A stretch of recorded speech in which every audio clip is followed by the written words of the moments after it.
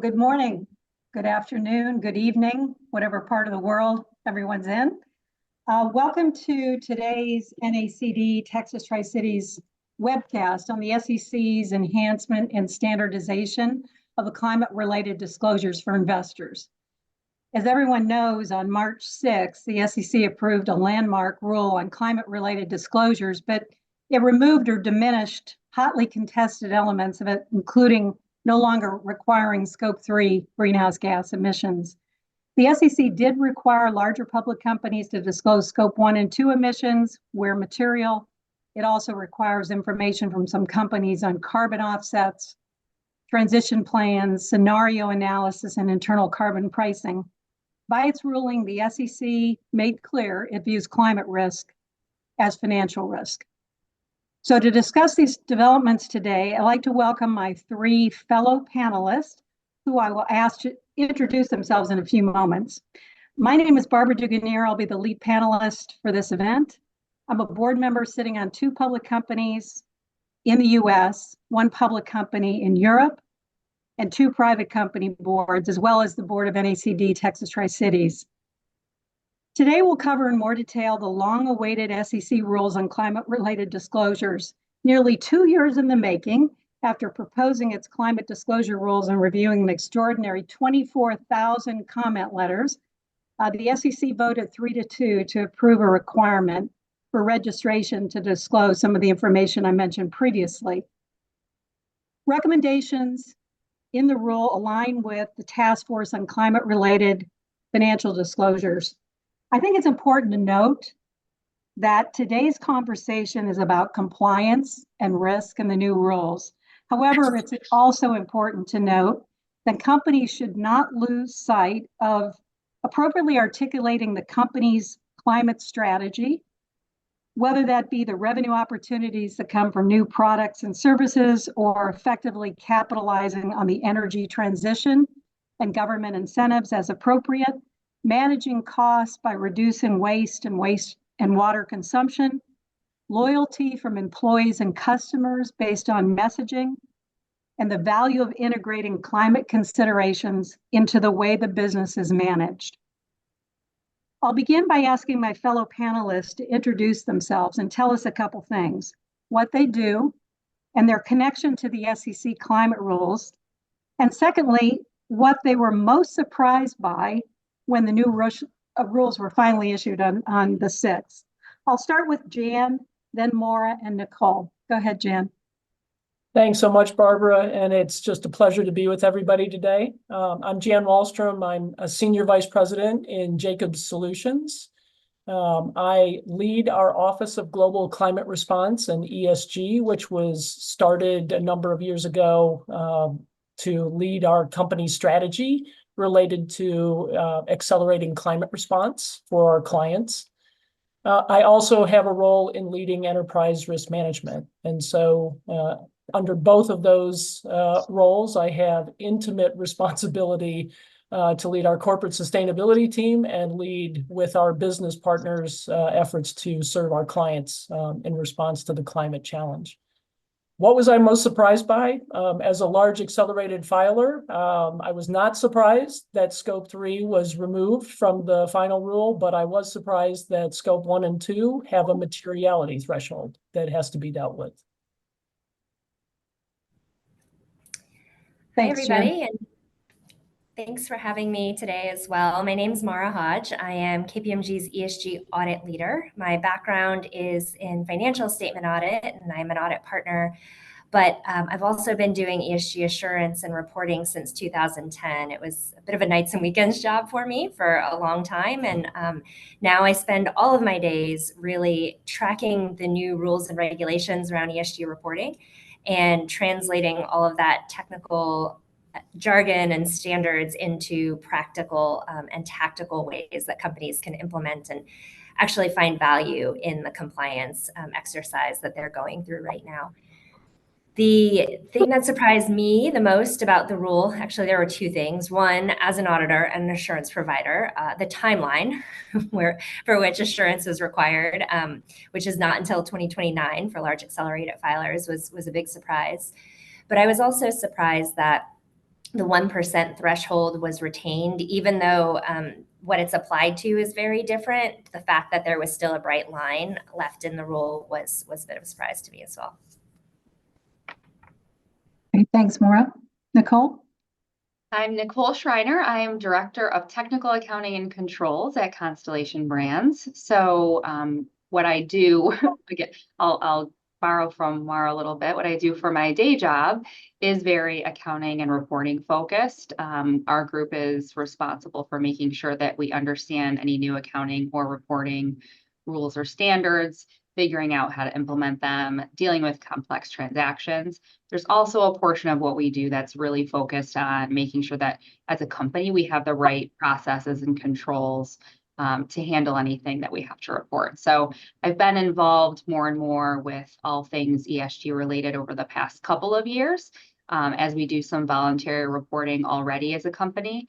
And obviously now been definitely monitoring all the various mandatory reporting requirements that are coming to pass. The thing that I was most surprised about is the fact that there is a change in the boundaries that you're allowed to use to report greenhouse gas emissions. So previously, the proposed rule said that your boundaries need to be consistent with your financial statement consolidation. And now there's some optionality there, which I think is a nice relief for a lot of companies. Great, thanks, Nichole. And I'm really looking forward to exploring the new rules with this panel, and then obviously we'll leave about 15 minutes or so at the end for Q&A and then have some key takeaways. We'll cover the primary changes from the preliminary rules issued a year ago, a bit what companies like Jan and Nichole leading these efforts within their companies to prepare for these new rules, how that varied a bit by industry and size company, and obviously there's size limitations. I mean, Jan mentioned large accelerated filer. There's various demarcations there of who's required on these rules. Actions taken by companies now that they've seen it post release in terms of the adjustment and the gaps. And then very importantly, what directors should consider in terms of oversight, committee responsibility, integrating the climate risk into the company strategy, and honestly, how to keep educated in the area of climate oversight. We'll go through some of that as we go through the kind of section 3 of the agenda. So let's start with the results of the polling questions. We had about 25 folks. We have, I think, about 113 or 115 on the call today respond to these polling questions. And excuse me, and the question was really related to which committee is responsible for climate risk oversight. Honestly, this was not surprising to me that it's sort of across various committees, either audit, ESG, nom-gov risk, or perhaps another board committee. I think the responsibility shared by 2 or more committees is interesting because there is a lot of cooperation that will be required between committees to make sure that obviously the risk is understood, it's articulated as to the governance, and then the details of the compliance related to what needs to be disclosed is effectively disclosed in SEC filings. It's also not surprising to me that the climate risk is overseen by the full board, and I think it's important that the full board really understand the risk to the company, and this again ties back to my previous comments about strategy, because the strategy and the risk are the other side of the element of how do we view actually climate risk, short-term, midterm, and long-term, and what risk does that present, as well as opportunities to the company. Okay, so with that, we're going to go ahead now and go to Maura. She's going to provide us a high-level summary of the final SEC rule, and then Maura, I'll follow up on a couple questions once you go through your slides. Great, thanks, Barbara. I know that you had asked about talking through the changes from the proposal to the final rule, but to be quite honest, most of what was in the proposal has been extremely narrowed down from where it had originally started. And so I think the things that we talked about that surprised us are probably the big components of what has changed. So I'm going to really just start with what is in the rule today. because I think it's a little bit easier just to sort of wrap your mind around what the requirements are, and then we can tease out some of those other questions or changes as we go if necessary. So there are 3 major components of the rule. I would say the way we've been talking about it is that the bones of the proposal are still there. There is still a requirement for a new footnote in the financial statements themselves. There is still a requirement for greenhouse gas emissions reporting, and then there's still a requirement for climate risk disclosures. The financial statement information under Reg SX, which was where the 1% came up. The new requirement there is that any expenditures, whether that's a capital expenditure and a loss or an operating expense, that were recorded throughout the year related to a severe weather event or other natural conditions, that in the aggregate are greater than 1% of your stockholders' equity or deficit, or 1% of your net income or loss on an absolute value basis, has to be disclosed in a footnote to the financial statements. So you have numbers of what those impacts from an expenditure perspective were on your balance sheet or on your income statement. And then you have to provide contextual information in terms of how you identified that and what it actually represents and what it means. In addition to expenditures around severe weather events, you also have to disclose any expenditures for the use of offsets or renewable energy credits if they are a material component of your climate strategy. So very different and very much more narrow than what it was previously on sort of that line by line basis and 1% of each line. The thing that didn't change is really this information, because it sits in the financial statements, will still be subject to your integrated audit. So financial statement audit, as well as SOX audit and management's sign off on the controls as well. Then we move to the greenhouse gas emissions component. And as Jan had mentioned, scope 3 is out. It's not required. It's not mandated by the SEC. And as Barbara said in her intro, scope 1 and 2 are only required if material. Actually, sorry, flip that. Jan said that in her intro. And so I think that there's going to be a lot of discussion around this. What does that mean?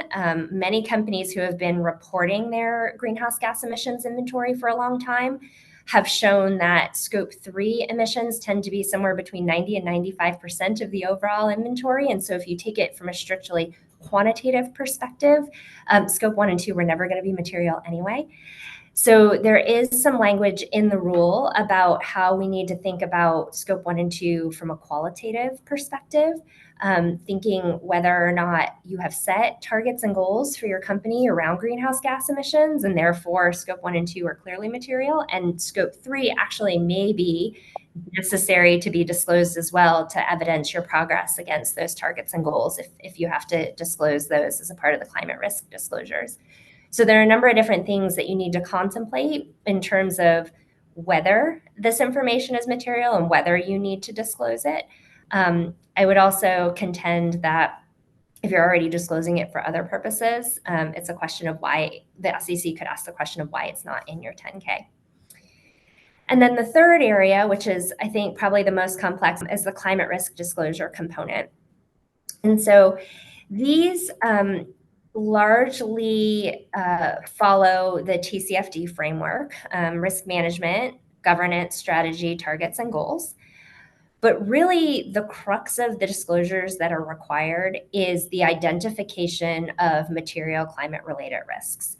I think, it's relatively straightforward to talk through your risk management approach, how you identify, assess, and manage your material climate-related risks.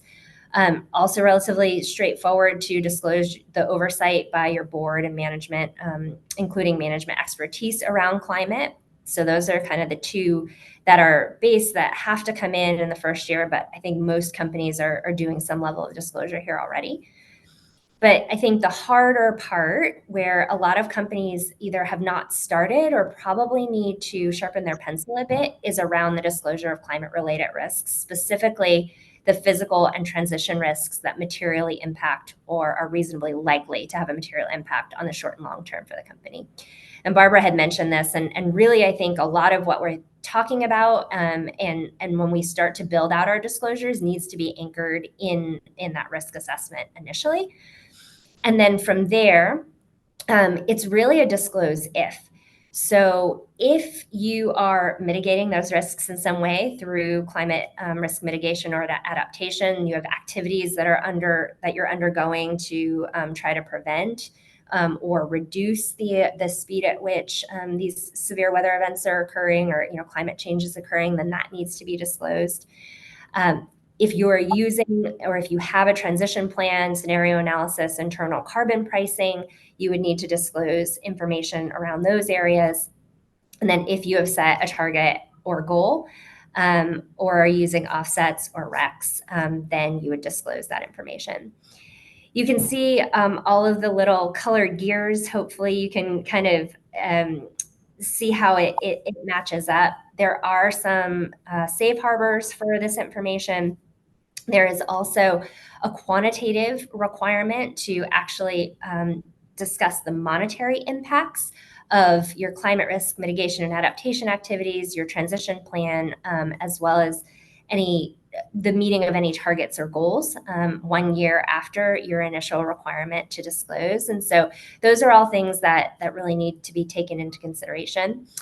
And then one other thing that I would note is that both in the financial statements themselves, as well as in this part of the disclosure, estimates or assumptions that go into any valuations that you're doing related to climate also need to be disclosed explicitly in terms of how they have materially impacted, let's say, an impairment analysis or evaluation of a business combination that's been purchased or acquired during the year.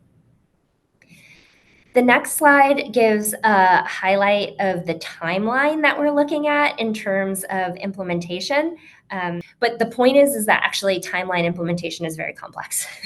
And I'm not going to talk through all of it, but the keynote is large accelerated filers will have to do some disclosure starting in 2025 in their 2026 reports, with assurance coming in 2029 at a limited level of assurance, and then reasonable assurance in 2031.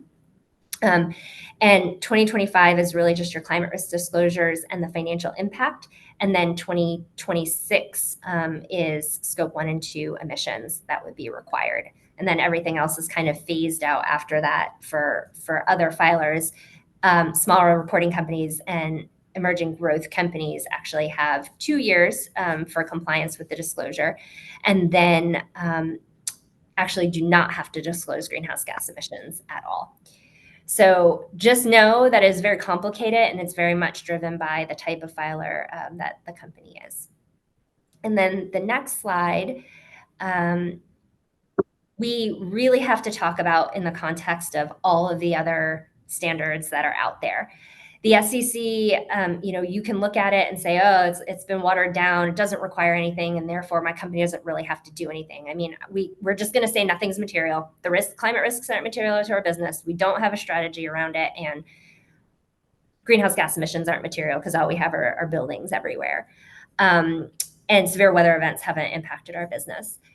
But if you are scoped in for any of these other standards, whether it be the European Union, the ISSB in other jurisdictions, or California, it is likely that you're going to have to do all of that plus.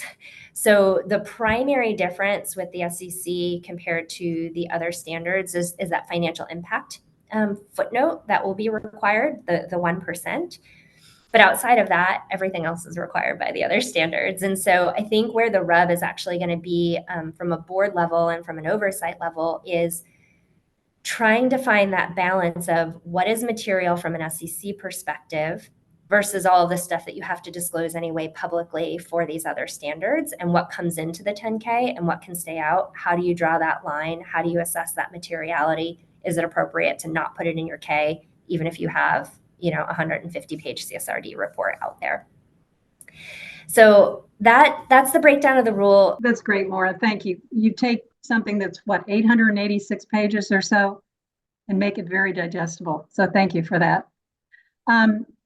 You mentioned it in your remarks, and I think, and there's already a question that's come in, and it was really my first question for the panel to consider too, is, you've got the recent ruling by the Fifth Circuit issuing an administrative stay, halting the new rule. How does this impact the company's plans? So I might, Jan, with the global footprint that you have, and Nichole, what you guys are doing, maybe from a company perspective, how are you thinking about that in terms of complying specifically with the SEC rule? Yeah, I can jump in if that's okay.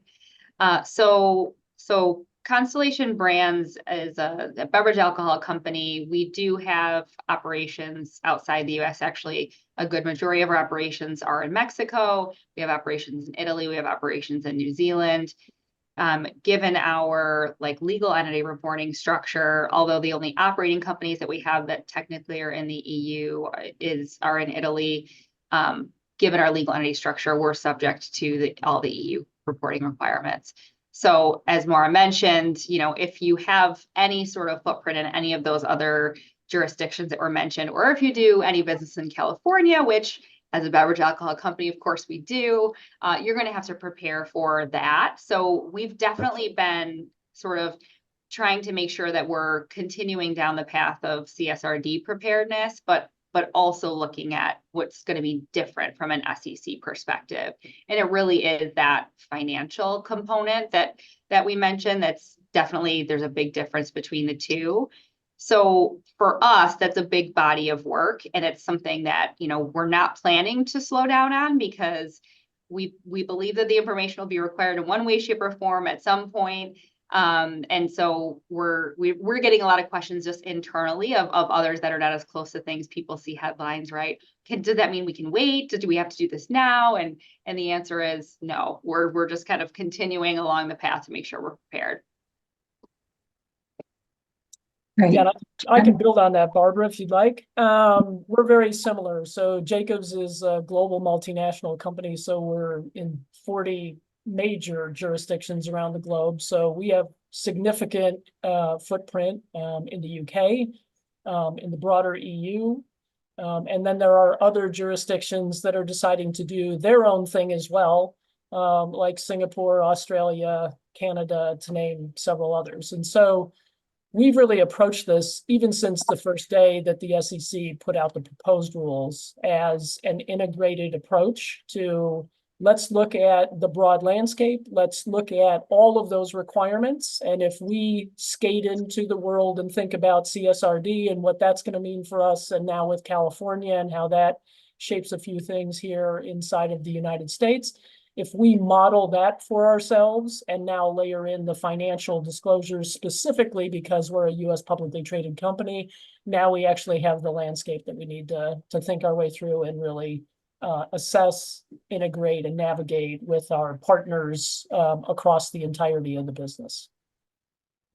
Yeah, thanks, Jan. And you mentioned, and Maura mentioned when she had the slide and the comparisons. I mean, I sit on a board in Europe, and I can tell you, as you know, from implementing it for Jacobs or Nichole for Constellation, it's much broader. I mean, you've got 4 areas you basically are dealing with. You got the governance, the strategy, impact, risk, and opportunity, and the metrics and targets. You've got a double materiality that you need to think about. Obviously, a prescribed statement of total value chain as well as operations. So it really is quite comprehensive. I think what's really interesting, and without any partisanship, but based on the election that's coming up in the US, it's pretty interesting to think about how companies will view this, particularly in an election year, when the timeline for implementation is, as Maura mentioned, a fair way out. So I think the only thing I can suggest to those on the call is there are a number of law firms that are actually having webcasts in the same area, and I think that'll be a key area of debate. But what it is we have a rule right now. We have to think about the implementation of that rule, what we're prepared for and what we're not prepared for. And so I'd like to kind of go into the second section, which really relates to that. And that's the insights on company preparedness and anticipated next steps. I know from my own board experience, companies are really in various stages of readiness for the increased climate disclosures. Obviously, for smaller companies, let's say they're still large accelerated filers, but smaller companies, it's quite an undertaking, obviously, in terms of everything that's required to be able to get the processes, the controls, the technology in place in order to be prepared to have a single version of the truth, to report that effectively, and to do it in a consistent manner, all of which are extremely important in terms of, you're sitting on a board, you're a member of management, you want to make sure that those things occur. There's also, you've got TCFD that we mentioned in terms of the Task Force on Climate Financial Disclosure, but people have also elected other voluntary reporting frameworks, GRI or others. Perhaps they do have European operations, so their ISSB and others are very important. But nonetheless, a lot of companies, as Nichole mentioned, have California operations. And so you've got scope 3. And I think one of the things that's really important here too to think about, a number of companies have actually gotten ahead of what is actually required by the SEC. And I think the reason they've, a lot of distractive industry companies, obviously this is very important in terms of scenario analysis and what they're needing to report for investors and, various shareholder proposals that require even more information. So I think that's something that's going to be interesting to see how companies who have already disclosed, who have already set targets, whether they react or not to these new rules, whether they pull back, whether they plow ahead. And I think that's something to be seen. So right now, I'd like to get into and ask my fellow panelists a couple of things relative to readiness. And I'm going to start, Jan, I'm going to start with you. Just kind of as you've thought about over the last 2 years, perhaps even before that, some of the things that you've done in terms of preparation, the blocking and tackling that you've done, state of readiness, how your board perhaps was involved in that discussion along the way. Sure, Barbara. Happy to start. So we have been aggregating and reporting voluntarily on our emissions since 2019. That actually is a baseline that we have for the company in total. And we look at that baseline based on the operational control of Jacobs, not based on our current financial statement disclosures at this point in time. So we have a significant share in a company that we do not report on those greenhouse gas emissions at this point in time. So the actual change in the rule is actually somewhat of a relief and help to us, at least in the initial period, for us to consider. The data aggregation process is very, very interesting around the globe. Certain parts of scope 1, 2, and 3 emissions are in slightly different states of readiness and cause us a little bit more effort to actually aggregate and synthesize. Some parts to this day we actually have to use under the greenhouse gas protocols. We actually have to do some estimation methods rather than actual pieces, which is totally allowable. And we're looking at those kinds of things going forward in terms of published targets that we have. We're one of the first companies who had our targets approved by SBTI. So those are fully out there. We've committed to reduce those emissions over a period of time, 90% by 2040. That is actually a disclosure we've made public a number of years ago. And last year, we actually underpinned our financial instruments with a sustainability-linked bond that actually has as one of its targets selected GHG emissions reduction. So regardless of whether scope 1 or scope 2 emissions per se are material, which you would not consider ours quantitatively to be material at all, it is clear that with a strategy in Jacobs being founded on an accelerator known as climate response and the voluntary disclosures that we've committed to already, we will be fully reporting as material going forward. The board itself, and I know we're going to get into a conversation around oversight, board committees, and that kind of thing. Our board has been incredibly involved since the beginning of us voluntarily aggregating and disclosing this information, as well as our broader sustainability commitments as Jacobs. And that has been a hugely helpful conversation and dialogue, both with our executive team and then as we have interfaced with the directors over this multiple year period of time since that initial set of disclosures. We've actually had a separate board committee for ESG and risk convened since 2021. And so that evolution of our thinking and engagement has really benefited from working together very closely with our board. I'll leave it at that, and you can. Yeah, no, that's great. Thank you, Jan. Sure. Nichole, same question for you, and maybe just as as you think about what you've done, but where the gaps perhaps might be as you see the rulemaking as it is today. Sure. Yeah, Constellation's also had voluntary reporting out there for a number of years. However, there hasn't really been a level of rigor around the processes and the controls to accumulate all that information for reporting. So even prior to the SEC proposal coming out, we did launch a project internally with a cross-functional team to make sure that we were very focused on that, just knowing how much more attention all this information is getting from investors. So we really did focus first on, we know we're going to continue to voluntarily report a lot of this information. So for us, there's greenhouse gas emissions data, but also water is a big focus for us as a company, being, agricultural based products. We also, have various diversity, equity, and inclusion targets and goals that are out there. So it's definitely a part of what we want to communicate to folks, both investors and other stakeholders. So, we've spent a lot of time on that voluntary piece, have also pivoted to trying to make sure that we're prepared as the proposed rule came out. We're talking to our audit committee. So it's actually not our audit committee that has ESG responsibility. It's our nominating governance committee that had that added to their charter. But with the influx of regulations and mandatory reporting, it's definitely going to be a cooperative effort between the two committees, obviously. So lots has been done both at the management level as well as at the board and committee level to just make sure that we're doing what we need to prepare. From what we've determined to be large gaps for us, it really has been on the financial tracking side.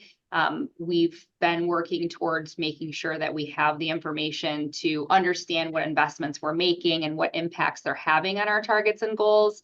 However, we were in the really early stages of doing that. So given that we'll now have a requirement, we'll have to have assurance over this footnote. We'll also have to have information, just around risks, like Maura mentioned, spending to mitigate those risks and adapt to those risks, transition plans, all of those things are activities that we're doing that we'll now have to make sure that we're very focused on tracking and measuring so that we can report them if they are material.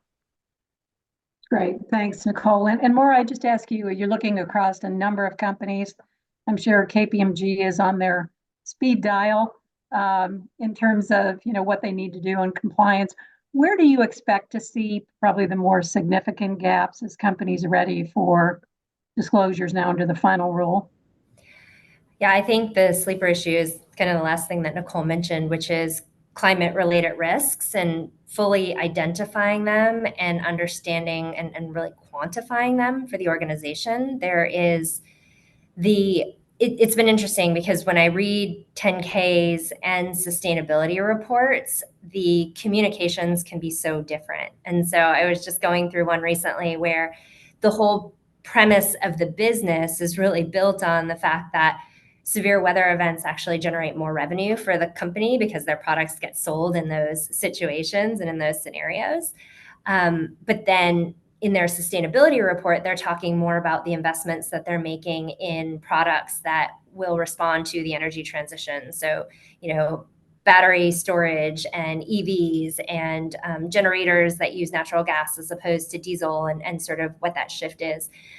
But there's no real discussion then of how those physical and transition risks are impacting the company, right? They're looking at it all as opportunities and not necessarily as risks to the organization. And so the SEC rule actually took out, reference to a disclosure of opportunities. So that's not to say that you can't do it if it's a key part of your business strategy, but you really have to highlight what your risks are, conclude and come to a determination that they are material, or if they're material, and then how that then ultimately gets built into your business strategy. And I think it's a conversation that needs to be had, and that maybe sometimes is discussed around the edges, but doesn't necessarily get embedded into the enterprise risk management process and then ultimately raised to the right levels. And so it's really good, right, to hear Jan talk about how management and the board are really engaged in all of this. But I think that is going to be one of the biggest hills to climb, is kind of to get everybody understanding what those risks are, how material they are to the organization, and then really how you talk about them in the context of your business strategy.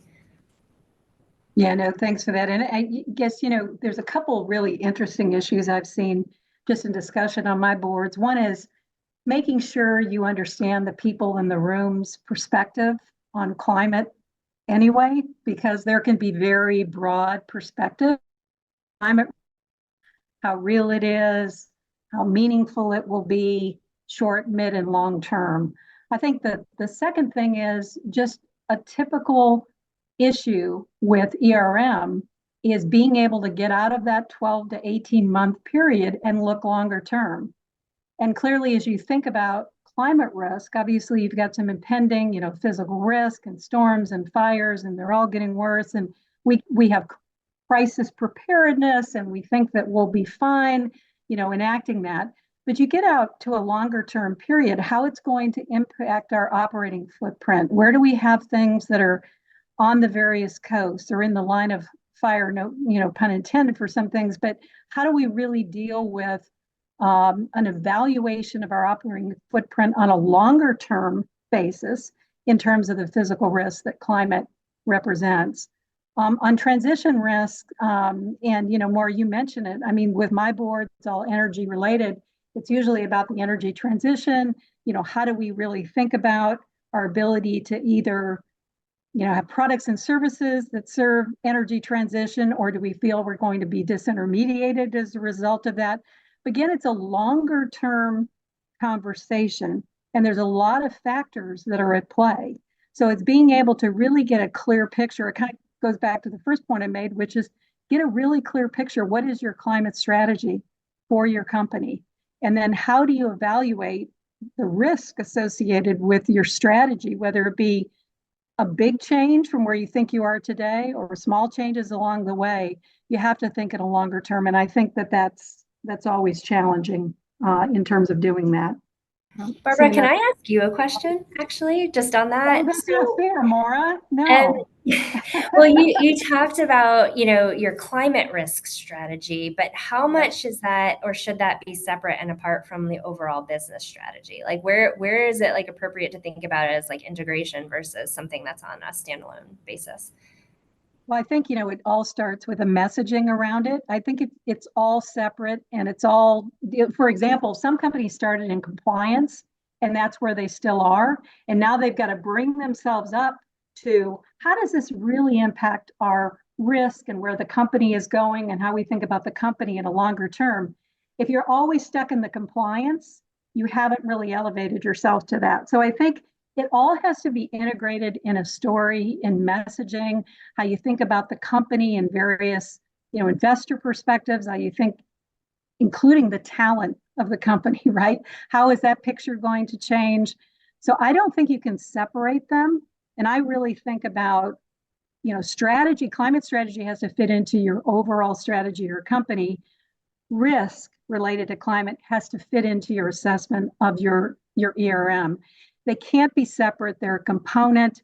There are various unique factors about them, but they have to fit in terms of how you see the company from an overall perspective. So that's just, just my view. But I think, again, if you get 8 or 10 or how many ever people on your board, you may have 8 or 10 views of how that really should play out. So I think whoever it is that's chairing the committee, or if you talk about this at the board level, which it's 10 of those 25 said that they're assessing risk at the board level, you have to have sufficient time to be able to understand the various viewpoints of those on the board.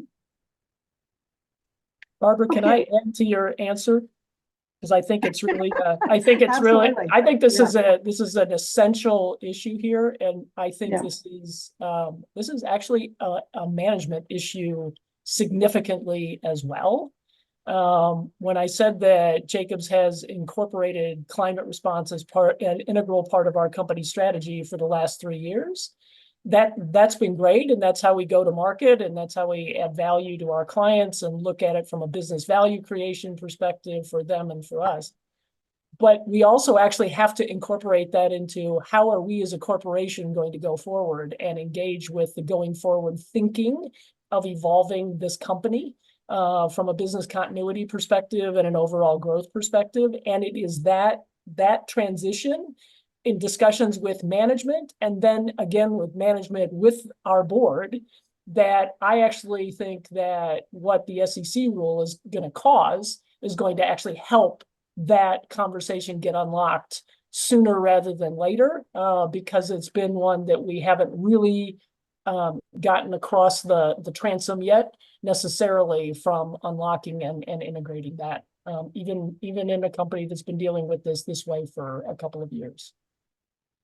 Yeah, no, I agree. I mean, same with, I'm on the board of McDermott, and same thing we're talking about is what are we actually doing to serve the energy transition. And it's interesting how people define that various ways, but, serving those markets and being able to say, how do we really see the risk based on what we're doing today versus what we will do in the future? And to your point, I think you get into the whole competency issue, you get into how that really might create different capital requirements, obviously the operating footprint, a lot of strategic questions that I think perhaps have not yet been answered by many companies. And I agree with you, this will cause those questions to be discussed. Go to the last section before we go to Q&A, and that is the ongoing role of the board and obviously the committees. And I know a number of folks on the call have joined with that experience already in terms of what they've done so far. The question is what you do from here forward. I'd like to bring a couple things up and then have my fellow panelists also react to some of these. One is, just determining the board committee. The 25 that responded were pretty clear about where this sits. Hopefully that's true for everyone that's joined the call, but it may not be. And what may not be as clear is how you have cross-committee cooperation. So obviously the audit committee has to be very involved in this in terms of the financial disclosures and the assessment of the process, the controls around that, and ICFR and all the other things you do in the audit committee. But also you may be managing or overseeing risks in an ESG committee or in a risk committee. And those have to be linked because they're not two different stories. They're obviously different facets of being able to comply with the various rules. And as we've said, raise ourselves above the compliance to the strategy and the risk. Then is the board really prepared? Do they have the right type of expertise on the board? I think NACD, when the comment letters were being sent in, were pretty straightforward that they didn't believe that we had to have specific climate expertise in most instances. It was kind of like with cyber expertise. Do you put a cyber expert on your board or not? But the fact is, it is different. There are various factors that you do have to be educated on. I would recommend a climate governance initiative, which is an initiative with the World Economic Forum that applies the principles associated with the World Economic Forum's climate governance principles. If you look it up, it's listed climate, I think climate-governance.org. Anyway, it's a great source for boards. It's also a partner with NACD in terms of being able to drill much deeper into what should you have in terms of expertise on the board. And then the shift from voluntary to mandatory, does it prompt the organization to reassess its goals and transition strategies? I think you heard from Jan, they're set. They've been doing this since 19 and they're moving forward. Some companies may say, "Ooh, we got a bit over our skis. We may need to pull back or we may need to reassess." I think the important thing is really, as Jan mentioned, being able to have targets set, but also milestones. And for the board to understand what are our milestones along the way. We can't just say, oh, 2040 and that's it. We need to have checkpoints along the way. We need to have sub goals or sub targets, if you will, along the way. And many companies have gotten themselves into trouble with greenwashing, for example, where they put up big goals, but there's nothing in between in terms of how are we actually going to meet those goals. So it's important for the board to ask those questions and understand what's the story. And then how do we integrate and leverage disclosure requirements into our long-term strategy, risk, and value creation? So those are some of the things kind of I think for boards to consider, questions that boards should ask. So I'm going to ask in no particular order, my fellow panelists. I mean, Jan, you mentioned about how your board has been very involved along the way. How do you think that if it does change from here forward, does it continue as it is? Do they get deeper into some of the things, particularly around climate risk that we've discussed? How do you see that changing? So we've been very fortunate. As I said, we established an ESG risk committee of the board in 2021. And it was in advance of knowing that we were going to put climate central to our 22 to 24 company strategy and ongoing into the future. So that was a very intentional set of discussions and decisions that the board made together with our management team at that point in time. The construction of the committee is a board chair who is a very seasoned veteran of our industry. So has a very strong risk background and is very, very curious and interested and knowledgeable in the broad ESG space, including the climate space. So we're very fortunate in that regard. And the construction of the committee is actually the committee chairs of the other committees. So it's a focused committee with Nom and Gov and Audit, HRCC committee chairs being there, as well as our lead independent director.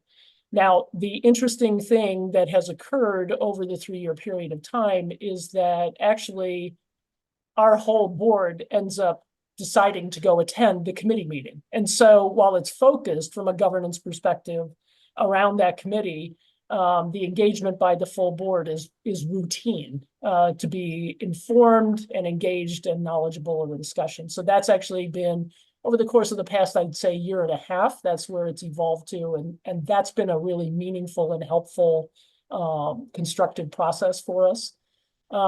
We have been doing TCFD analysis and reporting for the past couple of years as well.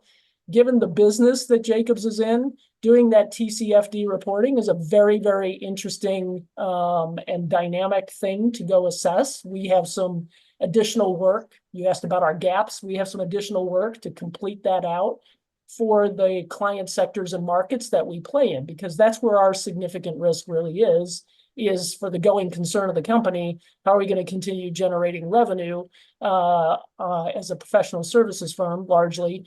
How is that really going to work? What do we see climate impacting those clients and their industries and where they are in the world? So that's one big integrated discussion that we have.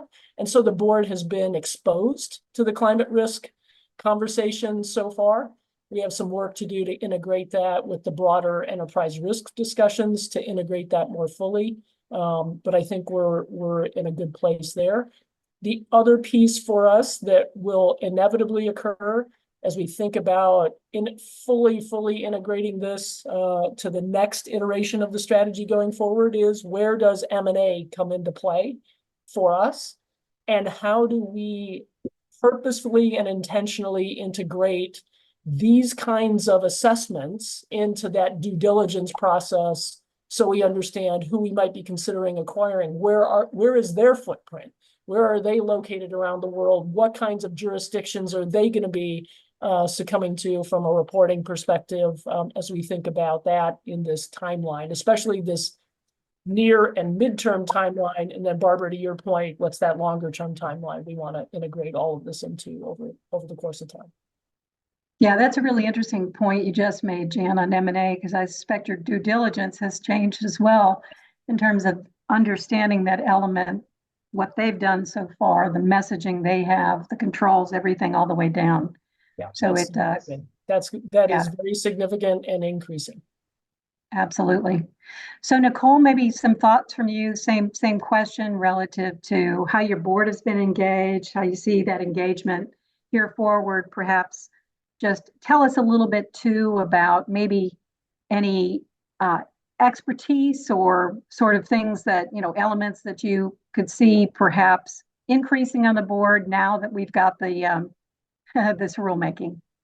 Yeah, sure. So a few years back, we added a and responsibility to our nominating and governance committee, so that at that point they became officially responsible for ESG from a risk monitoring standpoint. ESG has been one of our 4 sort of strategic pillars as a company, so it's been a focus area for sure, but definitely getting more and more attention at the board level. We're a consumer products company, so our consumers care. It's necessary for our business, right? That we care if we want to continue to sell products to those same consumers. And I mentioned already being, agriculture company, when we think about our footprint, we think about our suppliers' footprints. Jan mentioned the complexity of having to think about clients and what their footprint is. And we have suppliers for, grapes, hops, barley, all sorts of ingredients across the globe that we're also thinking about. So I think from how the board is looking at things, like definitely the risk piece of it is on the table, but it's, for us as a company, it's kind of getting that maturity and looking at that risk profile that we're still playing a little bit of catch up. Like, it's a focus area, but we're really truly trying to define our full value chain and figure out what that means for that longer term risk profile. With the mandatory reporting requirements, the audit committee is also very focused on this. So, back before the rule came out, we were getting questions here and there from the audit committee.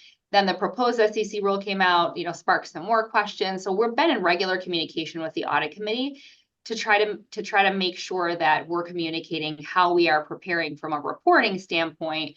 But you definitely get those crossover questions about what does that mean for us as a company and the risk. So I think our biggest challenge is really trying to make sure that there's enough communication between the committees, so that we're asking and answering all of those questions, whichever angle we're coming at it from.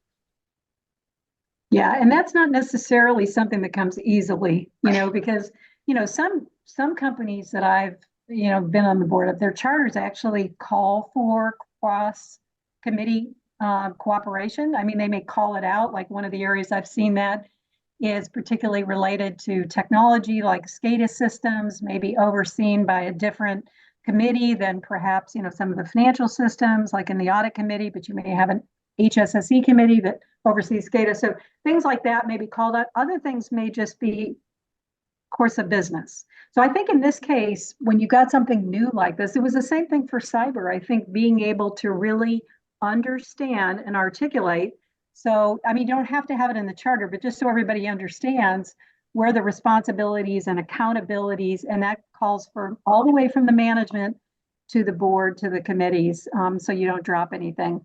So Maura, I'm going to ask you, advice for directors. I mean, you've seen a lot of companies, you're consulting with companies in terms of have been now for some time.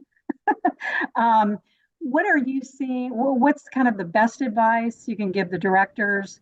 What are some of the red flags sort of that they should watch out for as they're thinking about oversight and preparedness and making sure that the ball doesn't get dropped? I think one of the trickiest things that we're talking about right now is materiality.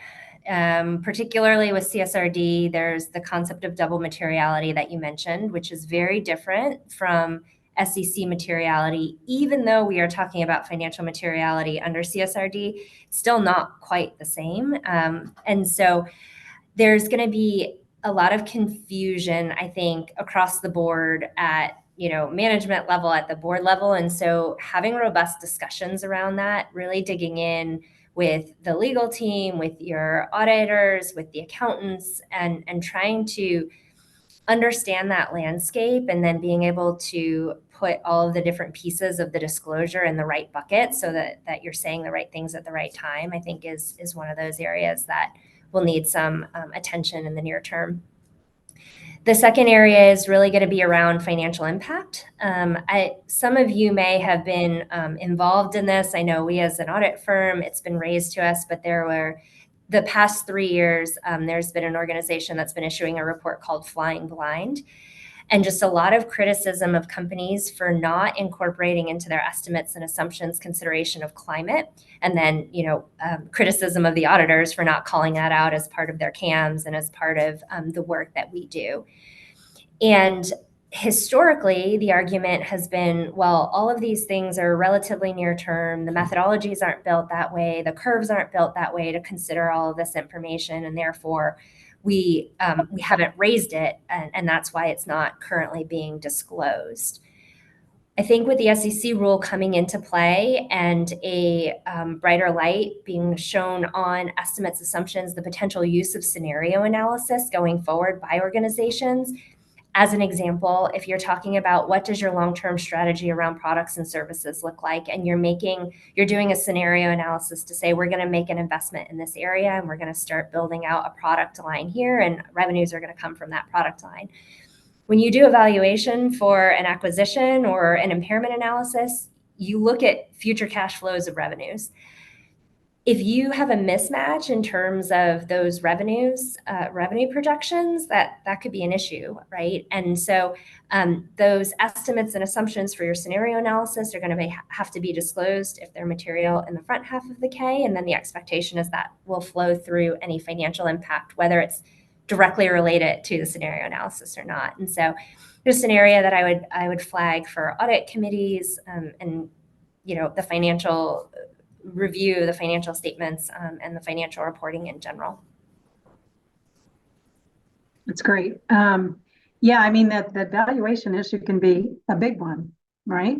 In terms of being able to have different views of the world. It's like one of the things that I always think is there's one version of the truth.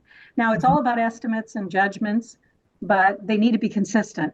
And this is an area that perhaps will will really play that out if not. But let me ask you this, and I'm going to kind of go around in terms of how directors get smart on this area. I mentioned climate governance initiative. Obviously, all the firms, KPMG, Maura, you guys putting out some pretty incredible. You put out something in September 2023 that I remember on climate governance, on what boards need to do. And it was very comprehensive around talent and physical risks.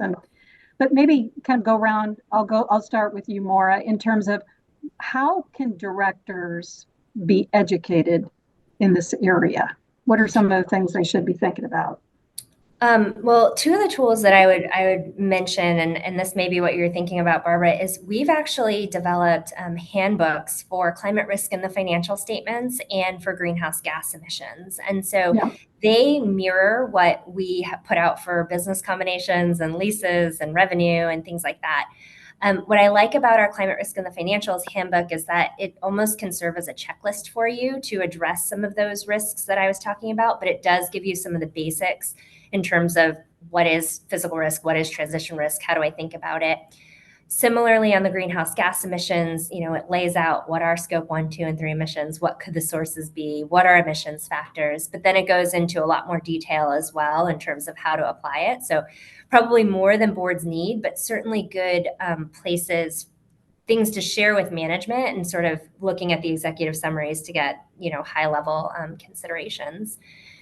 We also have developed an ESG Academy and a number of other types of educational courses that folks have access to at varying levels of detail, I would say, that cover the broad spectrum. And this is something that we actually put a lot of our people through within KPMG. We've spent probably 60,000 hours on training at this point just to understand the landscape around ESG. Like, how do we think about climate why is climate even so important, right? How do we think about it in the context of our businesses?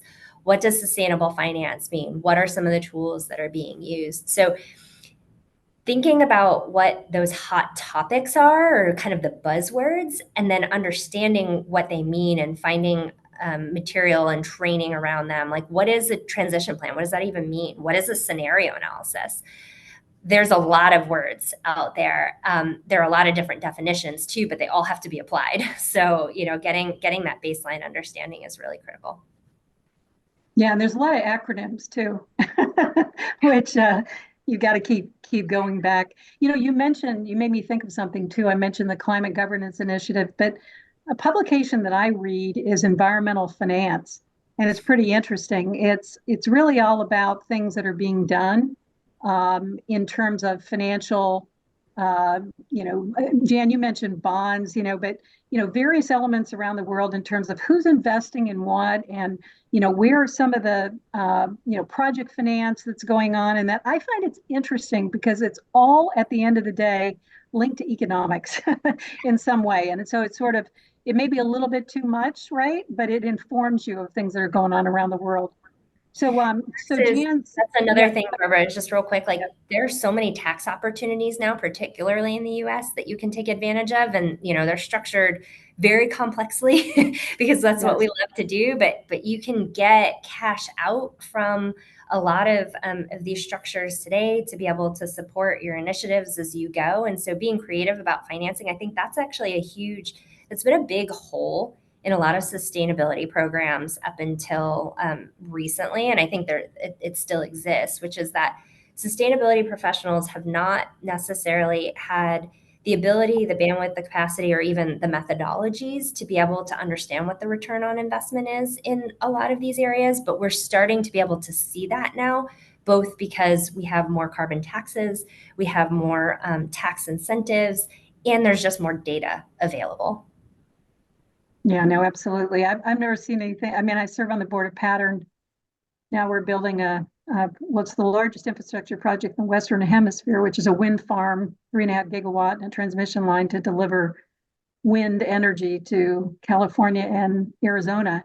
And some of the financing structures are just extremely complicated, but so are the tax incentives under IRA. And to your point, making sure you get everything that you can under those programs.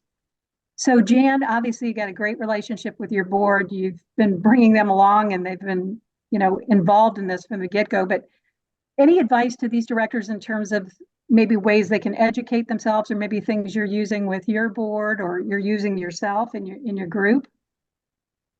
I think there are a couple of things. We have partnered with the Royal Scottish Geographic Society for a number of years. They actually have a really nice, basic and comprehensive grounding for anybody in the world to actually get a grounding around climate. What does it mean? How's policy developed? Where is that going, et cetera? So that's just a nice broad thing for any person, any practitioner, and we offer it to all of our board members. We offer it to our entire employee workforce and to our clients as well. We have done in the past, when we kicked things off with the ESG Risk Committee, we actually had a very fulsome board education session around what was going on in the world of sustainability, broader ESG and climate, and used that as a grounding for our entire board at that point in time. There are snippets that we will bring in special outside speakers on topical basis to come in and actually brief the board periodically. And we are now with what's happening in the world of CSRD and potentially CS-triple-D and in the EU, if that gets passed by Parliament before they go and get replaced in their election that's upcoming. What's going on with California, et cetera. We're about ready to do another full board education session, partly because it's important to understand the grounding of what's happening around the globe that we're playing in, and have that consideration, but how all of these things play out with our industry and helping our board have that industry lens of how we need to consider that and the kinds of challenges it means for us and our client base, given who we actually go serve, is something that we feel we can do in a bespoke way, partnered with some outside firms to create a specific board education session for them on a fairly routine basis. That's great. Thanks, Jan. And Nichole, anything to add to that? I know we have one question, so we'll go to that after we hear from you on Director. Sure. Yeah, so I'll echo what Jan said is like, as board members, like ask your company to provide you with those education opportunities at the board level, because there are a lot of folks that are sort of helping the management team understand things and would be more than happy to make sure that the board is informed and helping do the right things from a governance standpoint. And then I will just say, like, maybe on a less formal basis, I personally find that podcasts are very helpful. All the accounting firms, if you're looking from the guidance side, have them. They're also getting more into just the operational aspects of like, what is a greenhouse gas emission and what does all of this mean, right? So if you're looking to get kind of baseline understandings, that's a very like low effort way, in my opinion, to kind of listen on your commute or whatever else that just might be able to supplement some of the more formal activities. Oh, that's great. I serve on the board of Arcadis in Amsterdam, and we're a design and engineering firm that just works in sustainable projects. And one of the things we're doing from the board is spending a lot of time understanding those projects we're doing in climate adaptation, water projects in terms of working in erosion, working in smart cities. I find that when you use those sort of examples, people really begin to understand the practical implication. And then that's obviously an opportunity and a risk for the company, because it implies different capital, implies different talent, all those things. So that's very helpful. So let me ask this question, and then we're going to move to key takeaways. It just went away on my phone. Here we go. So Maura, I might start with you on this one, which is, what's the risk of disclosing information without getting assurance until later? Because you mentioned 2029. Feels like a recipe for unpleasant surprises. So what are your thoughts on that? Absolutely agree. I mean, it's, I guess, a little bit crazy to me that the mandate is pushed out so far. What I would say is that the SEC allows for voluntary assurance, and submitting that. I think probably the push out is more from a legal risk and liability perspective. When it is mandated, the firms will have to issue consents to be able to incorporate the report in. And so I think it's more from that perspective, but I would absolutely say you should have assurance over your data before you start posting it, because what we find, and actually what we're finding now, and something that you want to be thinking about from a board perspective and a management perspective, is now's your opportunity to get it right. You don't have to report anything yet. And historically, you've been under voluntary standards, and management could kind of do whatever they wanted. And so the SEC rule still allows you to kind of do whatever you want, but I think you want to narrow it and frame it in a way that is aligned with your strategy and what you're actually trying to do. There are 15 categories of scope 3 that are out there, right? Maybe not mandated, but could be a part of your goals. The reality is that all 15 probably are not applicable to your business, and probably are not things that you can actually even impact or affect. And you're not setting goals or targets around them, right? And so, or maybe you're incorporating things that made sense a few years ago because you were trying to be as comprehensive as you possibly could, but isn't actually necessary. And so taking that time to step back and say, is everything that I'm reporting on right now even really, does it make sense? Is it necessary? Is it material? Because the SEC gives you that option. And then starting that as your new baseline, and then making sure that everything is consistent and rigorously prepared going forward. And that's where your assurance provider can help with that consistency and making sure you have the disclosures, you've thought through all of those requirements, and you're able to draw, put your stake in the ground today, that then you'll have real comparisons in the future. I mean, I think it's like anything new, right? You just want to make sure you're on the same page with your assurance provider before you get to, the fait accompli. So I think it would be different for each company in terms of, who they use and when and how much they've involved them so far, but it sounds right to me. So with that, let's see, I think there's one more question here real quickly. Best tactics to educate if you have a climate denier on your board. Oh, I've never had one of those, but I'll take that one, which is, I think, and I mentioned it a little bit in my remarks, but it's having the time when you're assessing risks, when you're talking about strategy, to make sure all voices are heard, because you do have people who start in different places relative to, how they see the risk of climate change, how they see the opportunities, how they see the current business and the longevity of the current business or transition required. So I think it's just making sure as a board, you have a full understanding of where people are coming from in this one. And particularly when you get into the long term, it's really hard for people to think in the dimension of, way long term, but you really have to have views of how things are unfold. And I think, Jan, you mentioned like having external speakers come in and informed people. I mean, just basically getting those juices flowing so you can actually understand and come to a common view. You're still going to have different views, but come into as much of a common view so you can articulate and disclose as appropriate. So with that, we've got 3 minutes left. I'm going to go to key takeaways. And Jan, I'm going to start with you, and then Nichole and Maura, and I'll chime in with my 2 cents. What are your key takeaways? Well, I think the nature of the rule that we're all going to be having to comply with, really take that to heart in terms of how is the approach that we're taking. And Barbara, you brought this forward, the strategy element, integrating that with the risk management lens, and really taking to heart this time that we have in front of us to get our ducks in a row, understand our data, and really thoughtfully and proactively make those decisions with your management team, and have that really rigorous conversation with the board. Thank you. Nichole? My takeaway is just continue to prepare, continue to work on your gap assessments, continue to think about not only do you have the information, but do you feel like the information is really, reliable investor grade information, because it's getting that level of attention, in or outside of the SEC rule. So just making sure that that's a focus for the company going forward. Great, thank you. And Maura?